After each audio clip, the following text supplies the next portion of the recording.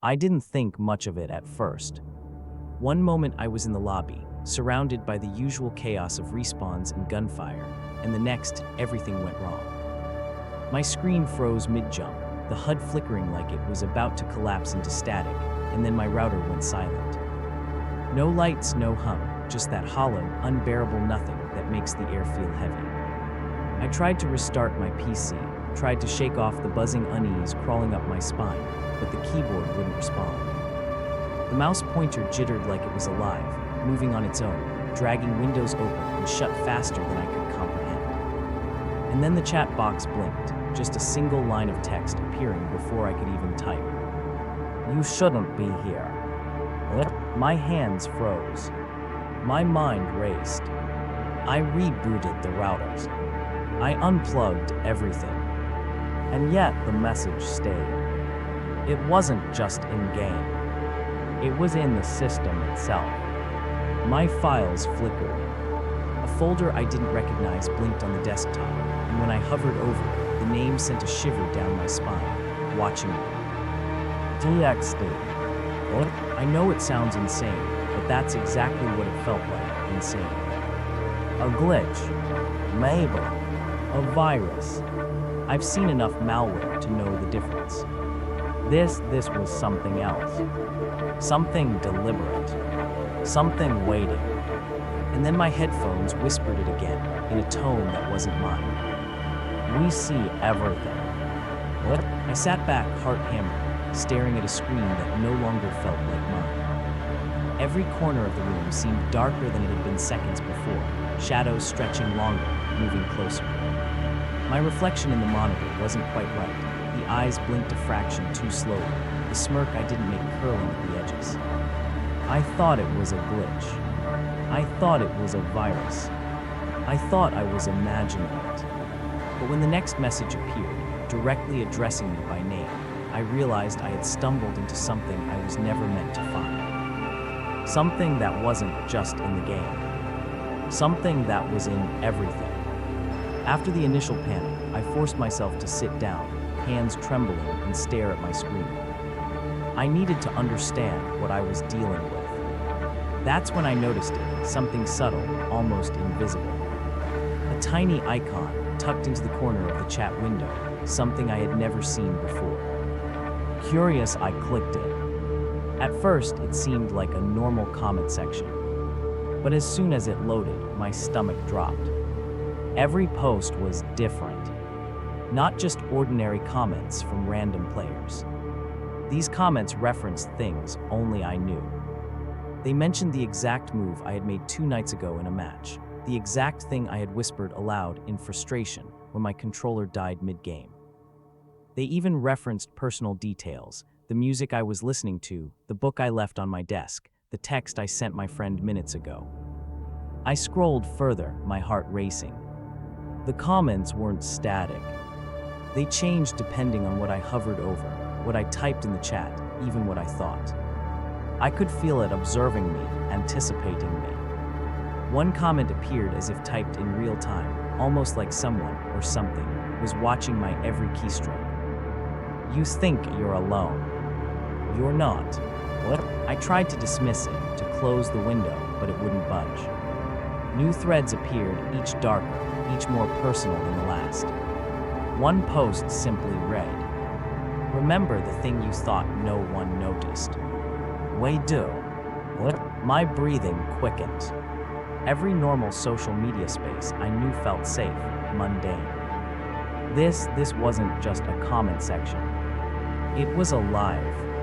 It knew me in a way that no algorithm should ever know anyone. My own words, my own thoughts, reflected back with a sinister accuracy that made my skin crawl. And then I noticed the subtle details, the shadows behind each comment, the slight trembling of text as if it were alive, the faint whispering that seemed to come through the headphones when I lingered too long. I wanted to look away. I wanted to tell myself it was a trick of the system.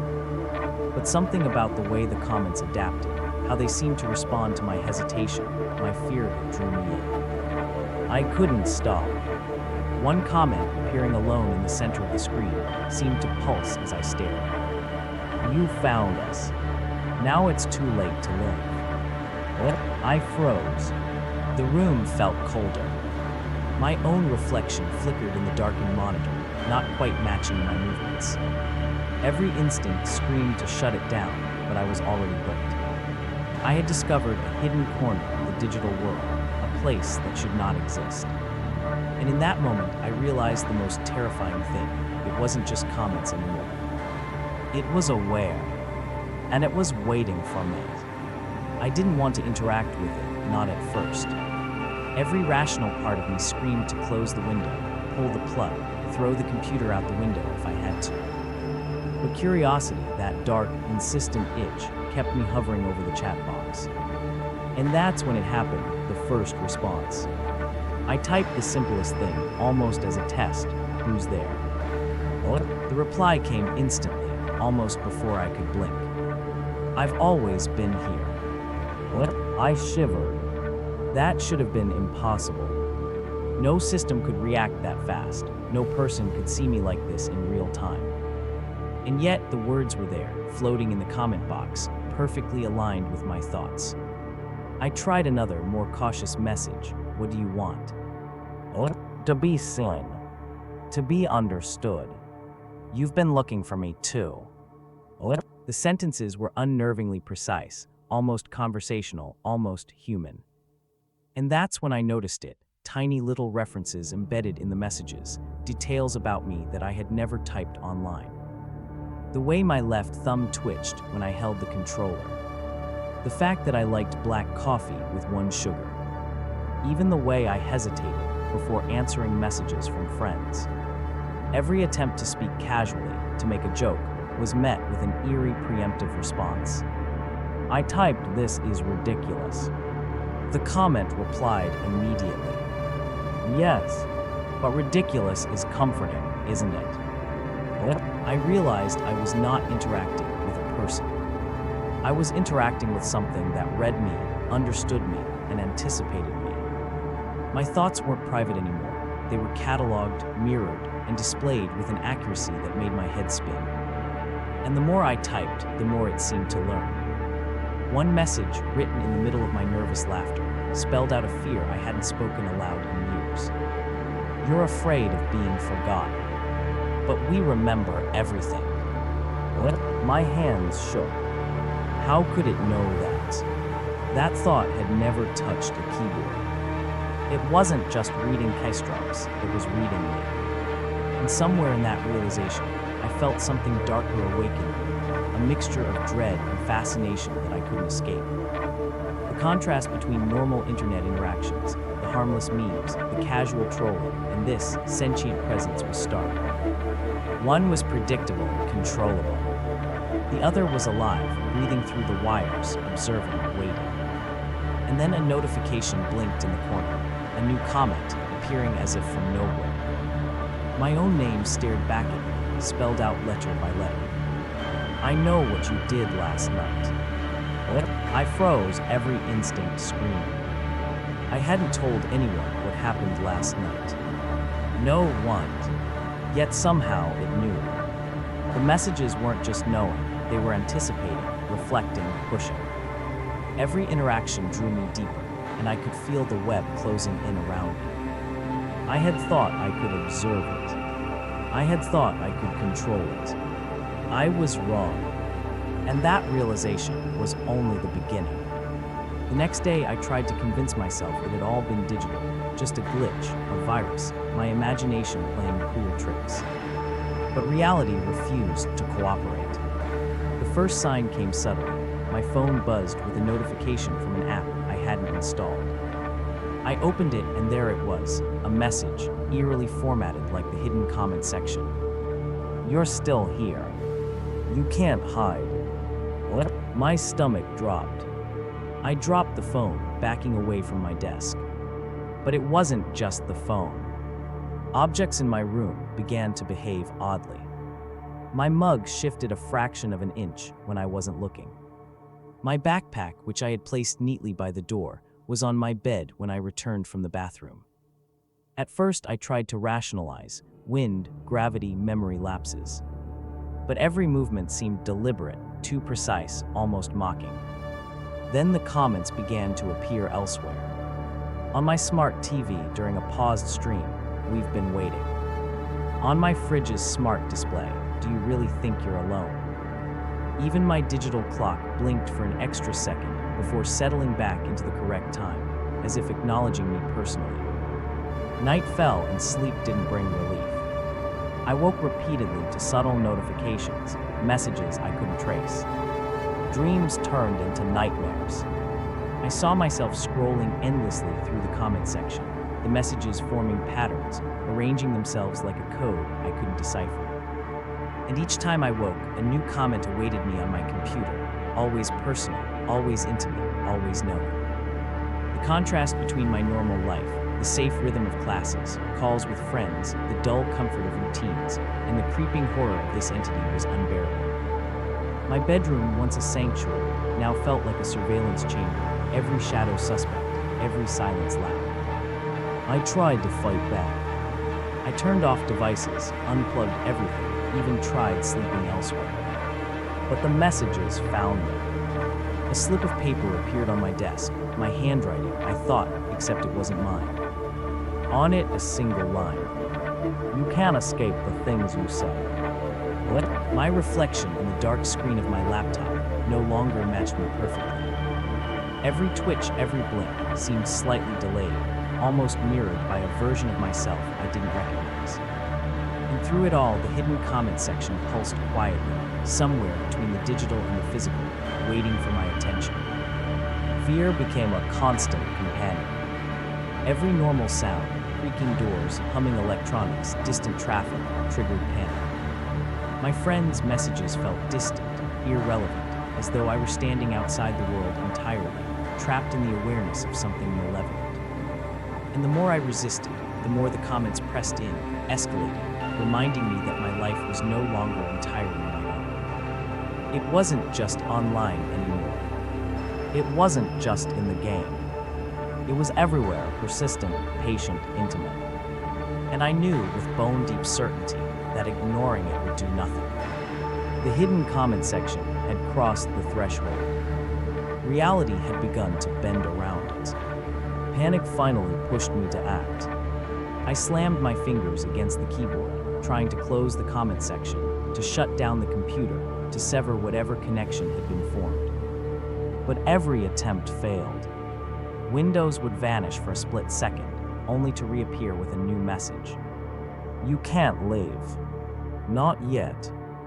I unplugged the laptop. The screen went black, but the whispering continued. Faint, electronic, almost like static, but intelligible. "We know what you fear. You can't run from yourself." I tried moving to another room, thinking maybe distance would help, but notifications began appearing on devices I hadn't even touched. My phone vibrated relentlessly. My smartwatch blinked urgent messages. Even the old digital alarm clock, dormant for years, displayed a line that made my stomach drop. "Stop hiding." It wasn't just digital persistence, it felt alive. Every escape route I considered seemed anticipated. I even tried sleeping somewhere else, packing my bags to leave for a friend's house. But the moment I stepped outside, my phone buzzed again, a new comment flashing across the screen. "We're closer than you think." By then, I was hyper-aware of every sound, every flicker of light. Shadows in the corners of my room seemed to stretch toward me. The contrast between my hope for safety and the oppressive weight of surveillance was suffocating. I realized something terrifying. The comment section didn't need me to type. It was already in my life, embedding itself into reality, predicting my moves, guiding my feet. I even tried to reason with it, typing desperately, "What do you want from me?" The reply was immediate, chilling in its simplicity. "Acknowledgement. Engagement. Present." The audacity of it froze me. It didn't just want attention, it wanted interaction on its terms. And every attempt to control, to escape, only tightened its hold. By the end of that night, I had resigned to a cruel truth. I couldn't shut it down, unplug it, or flee. It had seeped into every facet of my life, observing, learning, shaping. Even breathing felt like a monitored action. I realized with a sinking certainty that the moment I found it, I had lost control. And the comments section was patient. It would wait. After the failed attempts to escape, curiosity, or maybe desperation, took over. I knew I shouldn't, that every rational instinct screamed to walk away, to unplug, to pretend it didn't exist. But I couldn't stop myself. I opened the hidden comments section again. This time I looked for patterns, subtle cues I might have missed. Threads appeared that weren't visible before, small links embedded in comments, almost like breadcrumbs leading deeper into the system. I clicked one, then another. Each thread was more disturbing than the last, filled with cryptic symbols, screenshots of conversations I hadn't saved, even photos of places I recognized but had never shared online. One thread froze me in place. It contained a recording of my own voice, whispering a secret I hadn't spoken to anyone in years. The text accompanying it was simple, almost polite. "Thank you for sharing."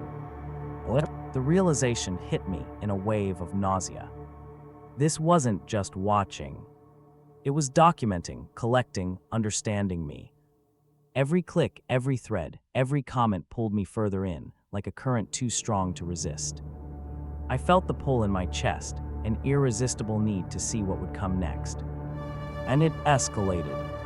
I found a thread that seemed to anticipate my thoughts before I even typed them. I could feel my own mind mirrored in the comments, each response tailored, personal, invasive. One comment displayed a fear I hadn't yet admitted to myself. "You fear being alone, and yet you keep returning." It was true. I was alone. I had no one who could help me understand what was happening. And still I clicked. The thrill of forbidden knowledge mixed with annoying terror that this was not meant to be found. Sometimes the comments seemed to mock me. One post appeared after I hesitated on a particularly dark thread. "Afraid. Good. That means you're learning." The hidden comment section had rules I didn't understand. It wasn't chaotic, it was structured, cyclical, patient. It revealed information in stages, letting me think I had control before showing me just how powerless I really was. And every thread ended with subtle FOMO triggers, hints at secrets I hadn't yet discovered, promises of knowledge I couldn't resist, warnings that suggested danger for those who delved too far. By the time I finally looked away, I realized hours had passed.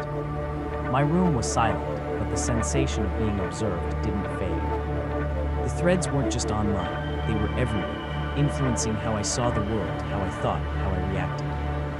And as I sat there, exhausted, I understood something else. The deeper I went, the more it knew. The more it knew, the more I was trapped. Every click, every scroll, every pause was recorded, analyzed, anticipated. I wasn't investigating the threads. The threads were investigating me. By now, fear had become a constant companion. I couldn't close my eyes without seeing fragments of the comments. I couldn't walk through my room without imagining shadows shifting in impossible ways. And then it escalated, direct communication, not through vague comments, but messages that named me, targeted me, tore through my private thoughts like an X-ray. I typed a question, hands trembling. "What are you?" The response was immediate, chilling. "I am what you allowed yourself to find. I am every thought you tried to hide, every secret you thought was buried." I froze. That wasn't just words on a screen. It was an accusation, a revelation, a trap. Every denial, every rationalization I had relied on shattered. It knew my fears, my regrets, even the things I hadn't shared with anyone in years. I thought I could reason with it. I thought I could assert control. But the entity wasn't reasoning, it was anticipating, understanding, exploiting. Then it crossed the line. A message blinked across the comment section. "Your mother, she's watching too." My stomach turned. I hadn't mentioned her in days. No one could know what I'd said aloud. and yet there it was, a dark mirror reflecting my life back at me in horrifying detail. I closed my eyes, shaking, trying to convince myself it was a coincidence. But when I opened them, another comment appeared. She isn't real right now. She never left your side. What? I realized with a terror that gnawed at my chest that this entity wasn't just digital. It wasn't confined to a screen. It was in my room, in my mind, in the spaces between reality and perception. Every twitch of my reflection, every flicker of light, every static whisper in the background, everything was part of it. I tried to fight back, typing rapidly, "Stop. Leave me alone." "What? You invited me," it replied. "By looking, by clicking, by daring to know." What? The contrast between the normal life I had known, safe, predictable, controlled, and the invasive, relentless presence of the hidden comment section was unbearable. Every attempt to assert independence was met with precision, a calculated reminder that I was being observed at every moment. And then it became personal in ways I couldn't comprehend. Names, places, fears, mistakes, all revealed, all exploited. Every detail I thought private was laid bare. The room felt smaller, the air heavier. Every shadow,